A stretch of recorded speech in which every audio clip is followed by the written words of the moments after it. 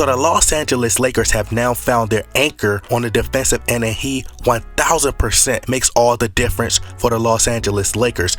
I think that Stanley Johnson was desperately what the Lakers needed for sure. He's young, so now the Lakers don't have a bunch of old grandpas running up and down the court like it's a senior citizens basketball league, okay? But Stanley Johnson is a really good on-ball defender. Now, Stanley Johnson, I didn't want to overreact because it was only one full game of him being in the starting lineup with the Lakers. And the reason I didn't want to overreact because I would like to see what happens when, when they play better opposition and teams study film. So teams, when they played the Lakers, they never prepared for having Stanley Johnson in the lineup.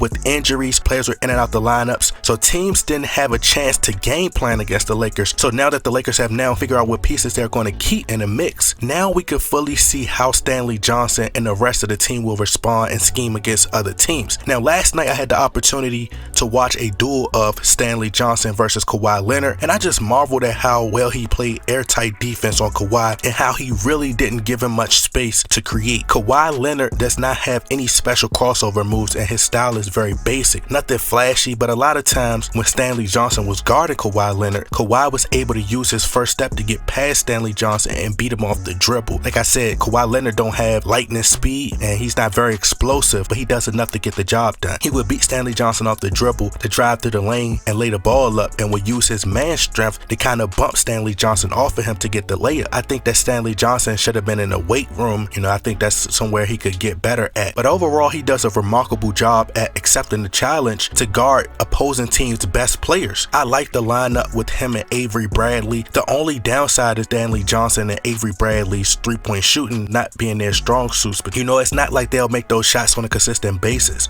They just so happen to get hot versus the Portland Trail Blazers. Avery Bradley is one of those players, if he got it going, he got it going. He thrives most in the mid-range. But I think a lot of players, especially players of today, they forget to stick to the basics. So instead of trying to go out and launch threes, get your mid-range going, get to the free throw line, then allow the bucket to look wider and wider. There's a saying, you live by the three, you die by the three. And that's exactly what happened to Portland on New Year's Eve. The Lakers like to push the ball and get out to a lead early so that the score is so far out of reach, so that teams have to go on runs in the second half to play catch up. But as we seen in the Memphis game where they were in a shooting slump, they started to be more aggressive and drove to the lane to get to the line to get some easy buckets. And they didn't panic, they didn't shoot themselves out of the game. But Stanley Johnson has an ultra competitive mentality, but sometimes he could draw fouls because he could sometimes try to force it and be too aggressive. A few games ago where David Fizdale had to literally tell Stanley Johnson to kind of settle down. But if Stanley Johnson could know when to attack and know when to go to make that steal, know when to make a steal, pay attention to detail, study his defensive assignment, watch film on players before he plays them, then he could feast on the players' weaknesses. And I think that would make his job a whole lot easier. I think it'd be better if he game plan against these players like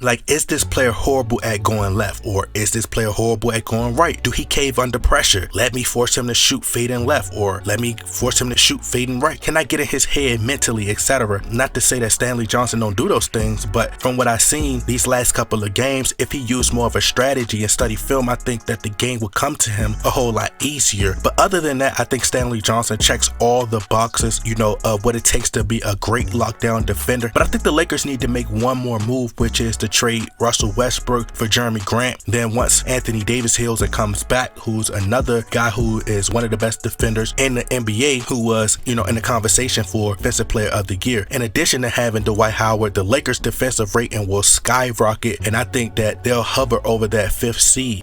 I think they'll get back to where they were defensively, and they'll be one of the better defensive teams. But anyway, y'all let me know what y'all think. Y'all get in that comment box, like, share, subscribe.